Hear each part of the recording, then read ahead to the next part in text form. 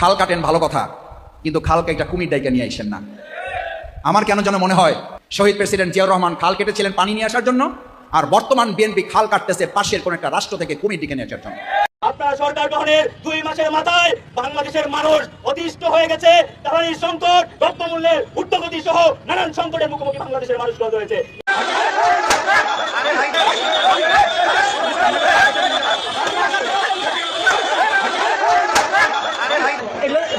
আমার তেল কই গেল সেটা আমি জানতে চাই এই সরকারের কাছে। প্রয়োজন বোধে টিসির মাল যেভাবে দেয় সরকারি ভাবে দেখ খোলা ময়দানে আমরা টানবো, তবু ডিলারশিপের কাছ থেকে আমরা পাম্প কোনো তেল নিব না। মাত্র 7 দিনে রাজনীতির হিসাব নিকাশ 180 ডিগ্রি ঘুরে গেছে। বাংলাদেশের জন্য অশনি সংকেত। জামাত ইসলামী সুযোগে বেঁকে বসেছে, বিএনপি খেই হারিয়ে ফেলেছে, জনগণের উপর ভোগান্তির বোঝা। 7 দিন কিভাবে চলবে রাষ্ট্র, দল, কী কী সমস্যা হতে পারে, এই বিষয়গুলো নিয়ে যদি সরকার প্রধানের একটা গ্রাউন্ড ওয়ার্ক থাকে, তার সামনে একটা পেপার ওয়ার্ক থাকে, he could do better, even better than ever. আসসালামু আলাইকুম প্রিয় দর্শক, নতুন একটা নিউজে সবাইকে স্বাগতম। প্রিয় দর্শক, ভিডিও শুরুতেই অনেকগুলো ভিডিওর অংশ বিশেষ আপনারা ইতিমধ্যে দেখেছেন। দেখেই বুঝতে পারছেন আজকের ভিডিওটি কতটুকু গুরুত্বপূর্ণ এবং আকর্ষণীয় হতে চলেছে। চলুন কথা না বাড়িয়ে একটা লাইক দিয়ে সম্পূর্ণ ভিডিও মনোযোগ সহকারে শুনে আসি। তার আগে বলবো, যারা এখনও চ্যানেলটি সাবস্ক্রাইব করেনি তারা সাবস্ক্রাইব করে দিবেন, আর যারা সাবস্ক্রাইব করেছেন তাদেরকে অসংখ্য ধন্যবাদ। প্রিয় দর্শক, বেশি কথা বাড়াবো না, চলুন আমরা মূল ভিডিওতে চলে যাই। মাত্র 7 দিনে রাজনীতির হিসাব নিকাশ 180 ডিগ্রি ঘুরে গেছে। বাংলাদেশের জন্য অশনি সংকেত। জামাত ইসলামী সুযোগে বেঁকে বসেছে, বিএনপি খেই হারিয়ে ফেলেছে, জনগণের উপর ভোগান্তির বোঝা। দর্শক, বিএনপি জামাতের মধ্যে যে একটা আন্ডারস্ট্যান্ডিং ছিল ইউনূসের আমলে, এমনকি নির্বাচনের পরও সে আন্ডারস্ট্যান্ডিং কার্যত ভেঙে যাচ্ছে এবং সরকার ও বিরোধী দলের মধ্যে অনেক দূরত্ব সৃষ্টি হয়ে গেছে। বিশেষ করে গত 7 দিনে বিএনপি নানানভাবে জামাতকে কনভিন্স করার চেষ্টা করেছে। বিএনপি যে ছলচাতুরি এবং গণবিরোধী কার্যক্রম জামাত যাতে তাতে সায় দেয়, এই চেষ্টা বিএনপি করেছে, কিন্তু না, জামাত বেঁকে বসেছে। জামাত জনগণের সাথে কোনো প্রতারণায় বিএনপির সাথে আপোষ করতে পারবে না, এটা জানিয়ে দিয়েছে। জামাত বিএনপি সমস্ত প্রস্তাব আপোষের দফা এটা প্রত্যাখ্যান করে জামাত রাজপথে নেমে গেছে এবং রাজপথে উত্তাল এবং তীব্র আন্দোলন গড়ে তুলছে। তো দর্শক, এই পরিস্থিতিতে 7 দিন আগেরও যে রাজনীতির হিসাব নিকাশ ছিল, সরকারি দল এবং বিরোধী দলের মধ্যে যে একটা আন্ডারস্ট্যান্ডিং ছিল, কার্যত এখন সেটা নাই। রাজনীতি রাজপথে গড়িয়েছে, আর রাজপথে গড়ানো মানে হচ্ছে উত্তেজনা, কনফ্লিক্ট, কন্ট্রাডিকশন। সেই কনফ্লিক্ট কন্ট্রাডিকশনে রাজনীতি চলে গিয়েছে। এতে বিএনপি কার্যত খেই হারিয়ে ফেলেছে। দেখেন, যেমন তারেক রহমান নিজেই খেই হারিয়ে ফেলেছে। তারেক রহমানের মধ্যে প্রচন্ড জিঘাংসা, প্রতিহিংসা, জিঘাংসা এবং প্রতিহিংসা দিয়ে রাষ্ট্র চালানো যায় না। তার মধ্যে প্রতিশোধের আগুন দাউ দাউ করে জ্বলছে। একজন রাষ্ট্রনায়কের মধ্যে যদি প্রতিশোধের আগুন থাকে, তাহলে তার পতন হয় অত্যন্ত করুণভাবে। রাষ্ট্রনায়কের অনেক উদার হতে হয়, অনেক কিছু ক্ষমা করে দিতে হয়, দেশের স্থিতিশীলতার স্বার্থে, বৃহত্তর স্বার্থে। ব্যক্তিগত রাগ ক্ষোভ এটা রেখে যে দেশ পরিচালনা করা যায় না, তার প্রমাণ হচ্ছে প্রধানমন্ত্রী, মন্ত্রী কিংবা এমপি হিসাবে যখন শপথ দেওয়া হয়, সেখানে ব্যক্তিগত রাগ কিংবা ক্ষোভের বশবর্তী হয়ে কোনো কাজ করিব না, এই মর্মে শপথ নেওয়া হয়। এর অর্থ হচ্ছে যে রাগ ক্ষোভ, জিঘাংসা, প্রতিহিংসা থাকলে রাষ্ট্র পরিচালনা করা যায় না। এটা একটা অযোগ্যতা। হাসিনার মধ্যে প্রচন্ড রাগ ক্ষোভ, জিঘাংসা ছিল। বিশেষ করে 1975 সালের 15 আগস্টের যে হত্যাকাণ্ড, শেখ মুজিবের শেখ হাসিনার বাবা মা সহ ভাই সবাইকে হত্যা করা, এটা অবশ্যই এটা অমানবিক, কিন্তু শেখ হাসিনা এটা কখনো ক্ষমা করতে পারেনি এবং প্রচন্ড প্রতিশোধ পরায়ণ হয়ে উঠেছিলেন। তার মধ্যে একটা জিঘাংসা ছিল। এ কারণে এক পর্যায়ে ওই প্রতিশোধ পরায়ণতা শেখ হাসিনাকে ধ্বংস করেছে। এখন তারেক রহমান 111-এ তারা কাকে হত্যা করেছে, তারা কারা তাকে মেরেছে, কোমর ভেঙে দিয়েছে, পিটিয়েছে, কারা তার মায়ের এই করুণ অবস্থা করেছে, তাদেরকে ধরে ধরে এখন প্রতিশোধ নেওয়া শুরু করেছেন, যার ফলে তারেক রহমানের নানান হিসাব নিকাশ এলোমেলো হয়ে গেছে। অথচ এখানে উচিত ছিল শেখ হাসিনার ক্ষেত্রে এবং তারেক রহমানের ক্ষেত্রে উভয়ের ক্ষেত্রেই। তো ঠিক আছে, 75-এর 15 আগস্ট একটা নৃশংস ঘটনা, কিন্তু ঘটনাটা কেন ঘটলো ওটা থেকে আমি শিক্ষা নিই, এবং এটা ক্ষমতা থাকা অবস্থায় শিক্ষা নিতে হয়। ক্ষমতা থেকে পালানোর পরে শিক্ষা নিলে কোনো লাভ নেই। যেমন 73-এ যে আওয়ামী লীগের ভয়াবহ অপশাসন, শেখ মুজিবের যে ব্যর্থতা, 74-এ দুর্ভিক্ষ এবং বাকশাল কায়েম, এগুলো যে 75-এর 15 আগস্ট ঘটানোর কারণ, এই উপলব্ধি শেখ হাসিনার ছিল না, যার ফলে শেখ হাসিনার ইতিহাস থেকে শিক্ষা নেয়নি। এক পর্যায়ে তার পরিণতি কি হয়েছে আপনারা দেখেছেন। তারেক রহমান এখন 111-এর প্রতিশোধ নেওয়া শুরু করেছে। প্রতিশোধ এক জিনিস, বিচার এক জিনিস।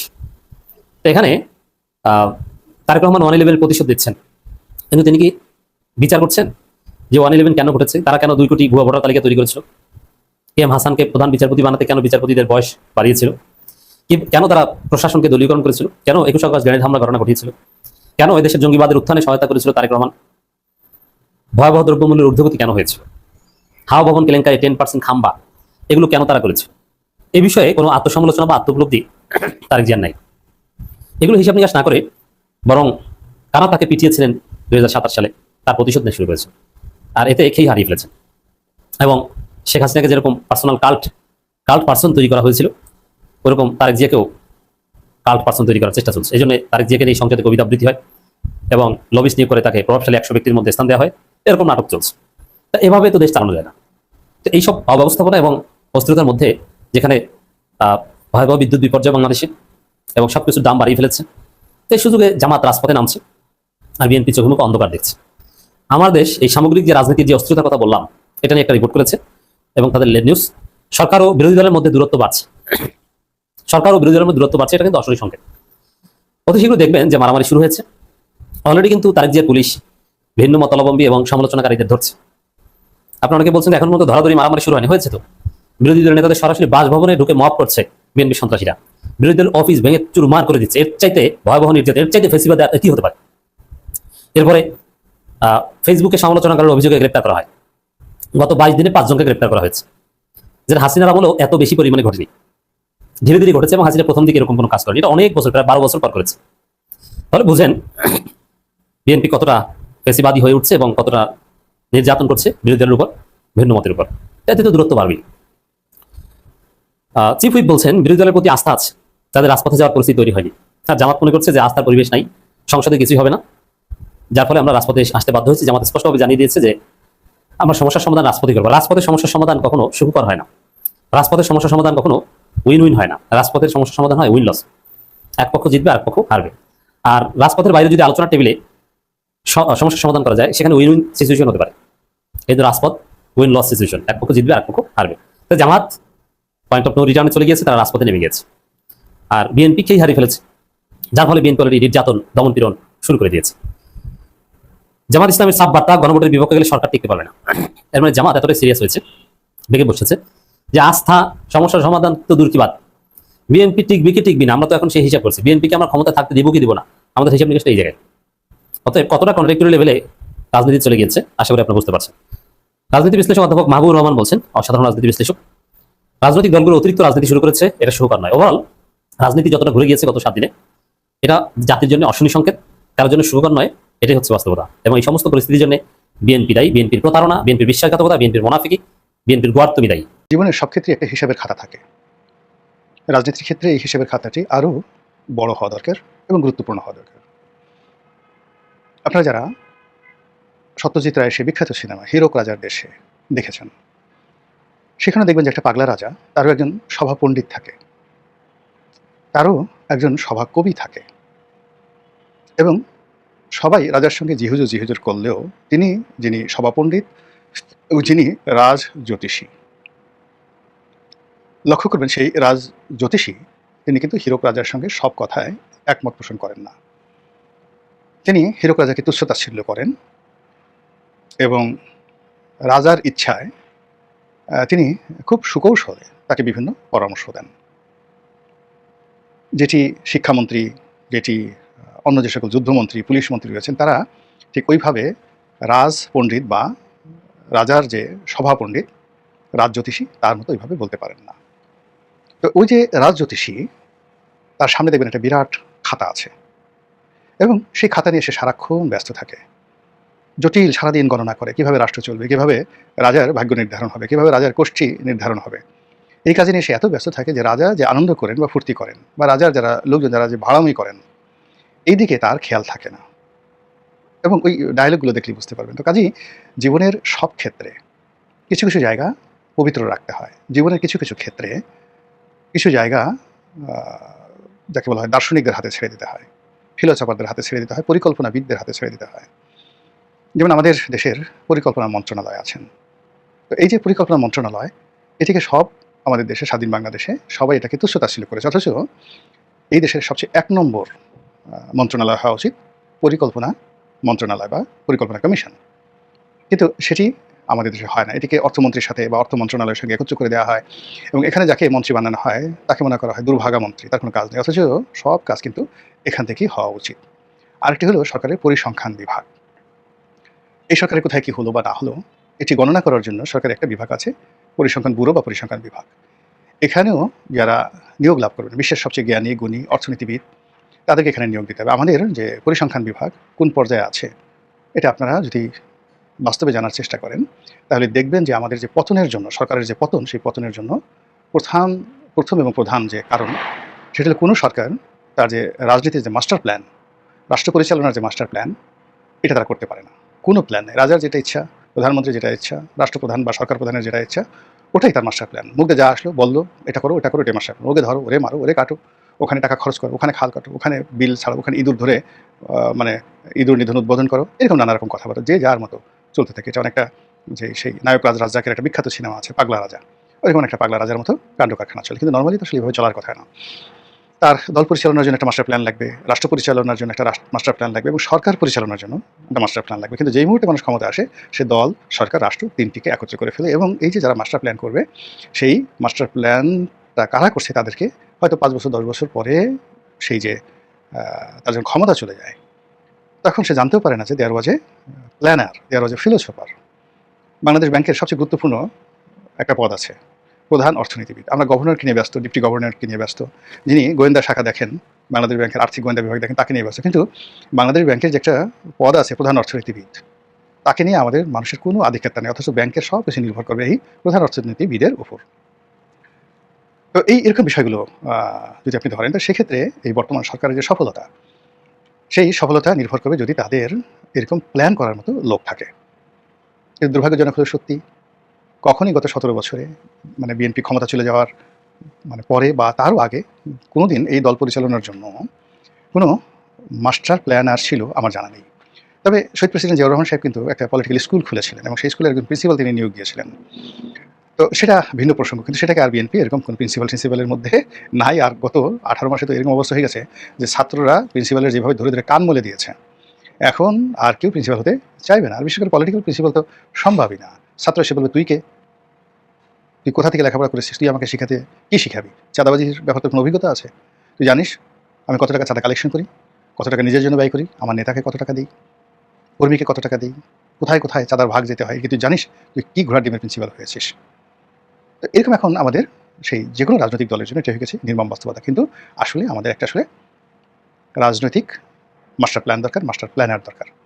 তো সেই অর্থে বর্তমান সরকারের কোনো মাস্টার প্ল্যান নেই। অথচ আগামী 7 দিন কীভাবে চলবে রাষ্ট্র, দল, কী কী সমস্যা হতে পারে, এই বিষয়গুলো নিয়ে যদি সরকার প্রধানের একটা গ্রাউন্ড ওয়ার্ক থাকে, তার সামনে একটা পেপার ওয়ার্ক থাকে, he could do better, even better than ever, সবচেয়ে তিনি ভালো করতে পারবেন। উদাহরণ হিসেবে বলি, তেলের দাম যেমন আজকে এই ভিডিওটা যখন করছি তখন তেলের দাম বাড়ানো হলো। তো তেলের দাম বাড়ালে কী কী লাভ হবে, কী কী ক্ষতি হবে এবং এটার ফলে জনমনে কতটা স্বস্তি আনা যাবে, আর স্বস্তি না আনা গেলে এটা কতটা বিরূপ পরিস্থিতি হবে, সেটা নিয়ে কোনো মাস্টার প্ল্যান সরকার করেছে বলে আমার কাছে মনে হচ্ছে না। এর কারণ হলো যে এই যে তেলের দাম বাড়ানো হলো, এখনও যদি পেট্রোল পাম্পগুলোতে ভিড় থাকে মানুষ মেজাজ রাখতে পারবে না, তেলের দাম বৃদ্ধি দেবেন এবং পেট্রোল পাম্পগুলোতে মারামারি শুরু হয়ে যাবে। তো কাজেই কোনো রকম মাস্টার প্ল্যান ছাড়া যখন হঠাৎ করে একটা মানে আপনি পরিকল্পনা নেন, ওটা বুমেরাং হয়ে যায়। ধরুন আগামী 7 দিনে বাংলাদেশে কী কী হতে পারে, ইসলামী ব্যাংকে কী ঘটবে আগামী 7 দিনে, এটার উপরে রাজনীতির কোর্স অফ অ্যাকশন পরিবর্তন হয়ে যাবে। বাংলাদেশ ব্যাংকে যে গভর্নর সাহেব আছেন তিনি ইসলামের যে 5টি ব্যাংক সেই ব্যাপারে কী সিদ্ধান্ত নেবেন, আর ইসলামের সেই 5টি ব্যাংকে এখন জামাতে যে সমস্ত লোকজন আছে এবং ইসলামী ব্যাংকে জামাতে যে সমস্ত লোকজন আছে তারা কী সিদ্ধান্ত নেবেন তার উপরে রাজনীতির ভবিষ্যৎ নির্ভর করবে। এবং এইগুলো মোকাবেলা করার জন্য মাস্টার প্ল্যান না নিয়ে এই ব্যাপারে যদি কেউ সিদ্ধান্ত নিয়ে থাকেন তাহলে তারা মূলত সরকারের জন্য একটি জ্বলন্ত অঙ্গার তৈরি করে ফেলেছেন, জ্বলন্ত কয়লা। সেই কয়লায় হাত দিলে হাত পুড়ে যাবে, আর কয়লা যদি ঠান্ডা হয় হাতে ময়লা লাগবে, ছাই হয়ে যাবে। আচ্ছা, এরপরে এই যে তেল আমদানি নিয়ে সরকারের মাস্টার প্ল্যান কী, এগুলো নিয়ে যদি জনগণকে সম্পৃক্ত করা হয়, সভা সমিতি সেমিনার আয়োজন করা হয়, নাও ইটস নিড আইডিয়া। সরকারের একার পক্ষে এই আইডিয়া সম্ভব নয়। সরকার যদি এগুলো নিয়ে ব্যাপক সভা সমিতি সেমিনার করে, তাদের তো লোকের অভাব নাই, প্রেস ক্লাবে এই তেল সমস্যা নিয়ে করণীয় শীর্ষক আলোচনা সভা, মানে সরকার তথ্য মন্ত্রণালয় করতে পারে, প্রেস ক্লাব করতে পারে, পত্রপত্রিকাগুলো করতে পারে, টেলিভিশনগুলো করতে পারে, সিরিজ অফ বৈঠক। এখানে সরকারের ইনভেস্টমেন্ট খুব জিরো, খুব অল্প, কিন্তু মানুষজন অ্যালার্ট হয়ে যাবে। এবং আমাদেরই মধ্যে হয়তো দেখা গেল যে আমি সারাক্ষণ বসে যে চিন্তা করি তার সাথে আমার ড্রাইভারের মাথায় ভালো বুদ্ধি চলে আসতে পারে। তো এই আলাপ আলোচনার মধ্যে দেখা গেল এমন সব সিদ্ধান্ত আসলো যে এই সিদ্ধান্তগুলো সরকারের জন্য খুবই গুরুত্বপূর্ণ। আবার অন্যদিকে যদি কোনো গুরুত্বপূর্ণ সিদ্ধান্ত নাও আসে কেবল সমস্যা নিয়ে আলাপ আলোচনা করার কারণে কি হচ্ছে, মানুষের উত্তেজনা প্রশমিত হয়ে যাবে, মানুষ এই সমস্যা সম্পর্কে ওয়াকিফল হয়ে পড়বে, কিন্তু সেই ধরনের কোনো উদ্যোগ আমরা এখন পর্যন্ত দেখছি না। এরপর আমাদের সাথে যে চীনের কিছু সমস্যা হচ্ছে, ভারতের মহা সমস্যা, আমেরিকার সাথে আমাদের যে মারাত্মক কতগুলো সমস্যা আছে কূটনীতির অঙ্গনে, এই সমস্যাগুলোর সঙ্গে আমাদের সীমান্তে গোলাগুলি, এই সমস্যাগুলোর সঙ্গে আমাদের রোহিঙ্গা প্রত্যাবর্ষণ, এই সমস্যাগুলোর সঙ্গে আমাদের ফরেন রেমিটেন্স, আমাদের আন্তর্জাতিক ব্যবসা বাণিজ্য, আমাদের গার্মেন্টস এক্সপোর্টে সব কিছু জড়িত। কিন্তু এগুলো নিয়ে যে বিভিন্ন থিঙ্ক ট্যাঙ্ক গ্রুপ তৈরি করা, তাদেরকে দিয়ে জনমত তৈরি করা, সরকার আসলে কী চাচ্ছে? সরকার কি চাচ্ছে যে আমেরিকার সাথে সম্পর্কটা ভালো হোক, যে চুক্তি ইউজ করে গেছেন সেই চুক্তিটা বলবৎ থাকুক, নাকি সরকারি চুক্তিটা বাদ দিতে চাচ্ছে? যেটাই সে করতে চাক না কেন, একটা মাস্টার প্ল্যানের অধীন এগুলো নিয়ে গণমত এবং জনমত তৈরি করতে হবে। এটা আমেরিকাতে হয়, ভারতে হয়, তাদের প্রচুর থিঙ্ক ট্যাঙ্ক থাকে। সেই থিঙ্ক ট্যাঙ্কে সরকার টাকা দেয়, গোপনে টাকা দেয়, গোয়েন্দা সংস্থার মাধ্যমে টাকা দেয়, এনজিও ব্যুরোর মাধ্যমে টাকা দেয়। এই যে USAID, তারা যে বাংলাদেশে এত একটা রেজিম চেঞ্জ করে ফেললো, শেখ হাসিনার পতন ঘটালো একটা এনজিও দ্বারা। তো সরকারও কিন্তু এভাবে এনজিও দিয়ে বহু কাজ করতে পারে জনমত সৃষ্টি করার জন্য। যখন লক্ষ লক্ষ মানুষ রাস্তায় নেমে আসবে, সরকারের ইচ্ছায় রাস্তায় নেমে আসবে, সরকার চুক্তি বাতিল করে দিতে পারবে, কিচ্ছু করার নাই। এরকম চুক্তিতে, সব চুক্তিতে এরকম অসংখ্য ক্লোজ থাকে।